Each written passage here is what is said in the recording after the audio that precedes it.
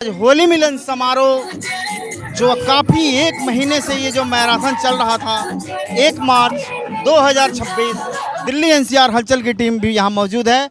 यहाँ पे इस कार्यक्रम में आर्या हॉस्पिटल के मालिक और डायरेक्टर मनीष कुमार जी भी हैं। इनसे थोड़ी सी इस कार्यक्रम के बारे में चर्चा करते हैं।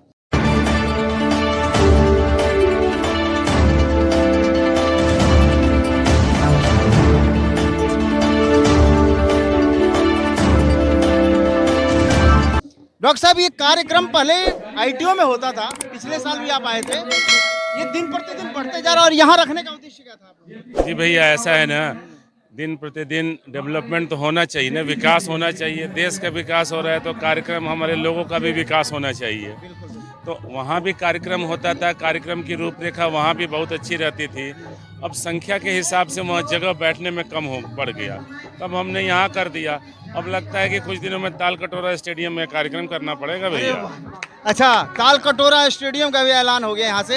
अच्छा, मैं एक बहुत ही स्टेज से आप बात अनाउंसमेंट भी हो रहा था कि भारतीय क्रिकेट टीम के उदित सितारा जो ईशान किशन जी हैं, वो आप उनके फूफा जी लगते हैं।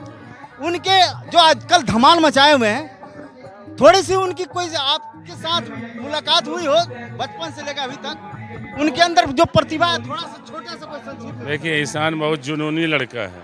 सिंपल लिविंग और हाई थिंकिंग, सिंपल लिविंग और हाई थिंकिंग। बीच में बहुत उसके साथ बीच में परेशानी हुई, उसको टीम से आउट कर दिया गया। अच्छा खेलने के बावजूद उसको लिया नहीं जा रहा। एक ही है कि वो अपने खेल के दम पे और अपने शॉट के बल पे इस पे आया, और मुझे लगता है कि आने वाले दिन में वो इंडिया टीम का कैप्टन बनेगा। ये वो दिन बहुत बड़ी बात बोल रहे हैं डॉक्टर साहब। और ईशान किशन जी मूलतः कहाँ से हैं? मूलतः ये लोग गोडिया के रहने वाले हैं, जहानाबाद में गोडिया के। हाँ, औरंगाबाद। हाँ, बताइए, आज डॉक्टरों की पूरी टीम आ गई। ये ब्रह्मर्षि समाज के लिए एक हर्ष का विषय था। यहाँ पे हजारों लोग ब्रह्मर्षि समाज से हैं। आप लोग दिल्ली के अंदर ब्रह्मर्षि समाज के लिए कैसे सहयोग कर सकते हैं? देखिए, हम लोग तो चिकित्सा के माध्यम से, जैसा डॉक्टर साहब ने बताया, करते भी रहते हैं। मैं तो आलोक कुमार रंजन हूँ। मैं मूलतः एम्बिशन लॉ इंस्टीट्यूट करके एक शिक्षण संस्थान चलाता हूँ, बिहार से ही हूँ।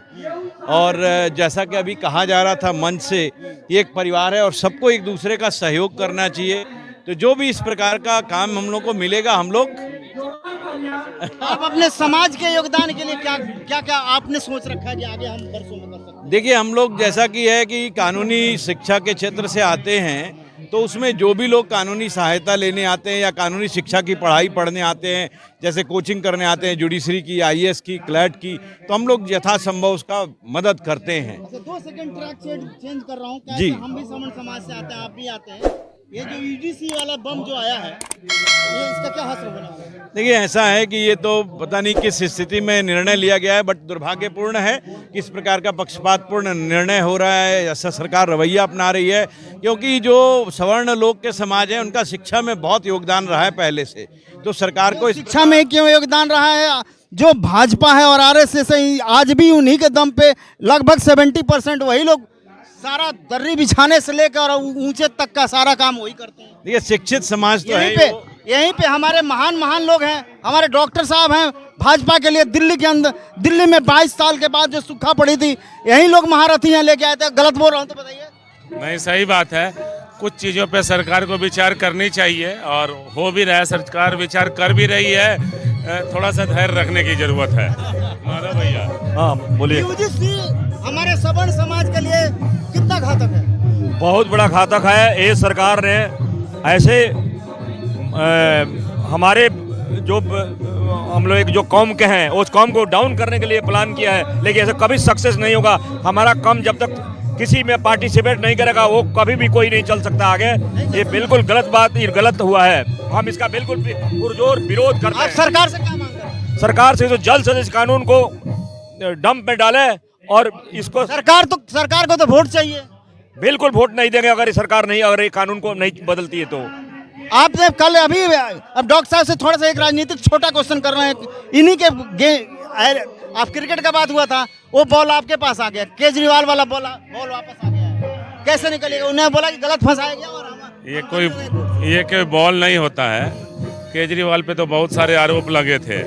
अब शराब घोटाला के एक आरोप में बरी हो गए। केजरीवाल अगर अच्छा रहते, ईमानदार रहते, तो अन्ना हजारे क्यों इनसे किनारा कर लेते एक बार? अन्ना हजारे का भी क्या अरविंद हमें विश्वास था कि वाकई ईमानदार।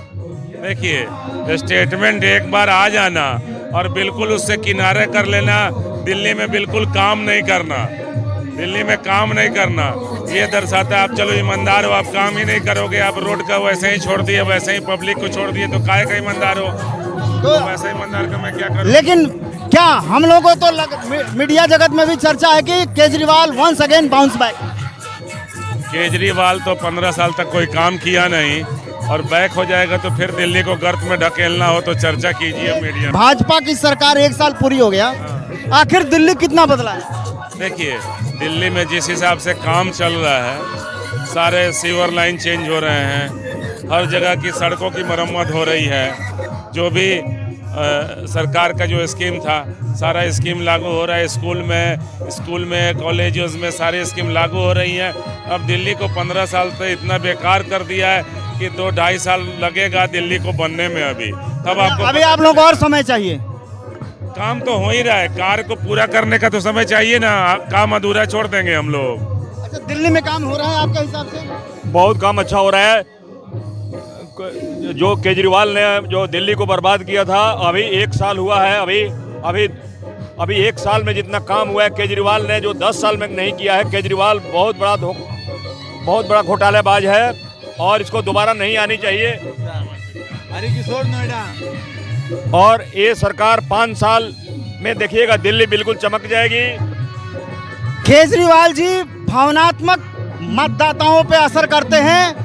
कोर्ट से बरी होते हुए जो उन्होंने आंसू बहाया है, कहीं ना कहीं दिल्ली के जनता के बीच में दोबारा उसका असर हो रहा है। देखिए, 15 साल में जो दिल्ली का हाल कर दिया, बुरा हाल कर दिया, इसके पहले भी आपको भावना से आया था कि ईमानदार है, ईमानदार है, ईमानदार है। कोई आदमी ईमानदार होगा तो 15 साल में बेईमान उसको कर देगा। तो भावना में बह जाइएगा तो दिल्ली को फिर गर्त में ले जाइएगा। अच्छा, चलिए, ये डॉक्टर साहब का निजी विचार था। हम लोग पत्रकार हैं, हम अपना विचार रखते हैं। आज लोधी एस्टेट NDMC बरात घर से होली मिलन समारोह से इनका वक्तव्य रहा। बहुत बहुत धन्यवाद।